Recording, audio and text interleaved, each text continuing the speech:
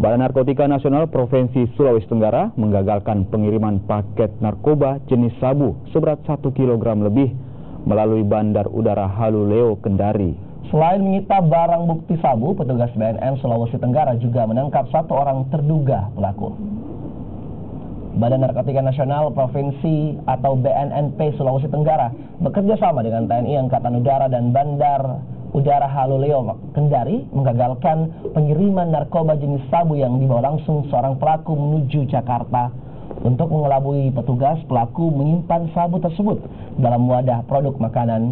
Menurut pengakuan pelaku, disuruh oleh seorang di Medan, Sumatera Utara untuk membawa sabu seberat 1 kg lebih tersebut ke Jakarta dengan imbalan 20 juta rupiah sekali antar. Kini polisi masih melakukan penyelidikan untuk mengungkap pemasok barang haram tersebut.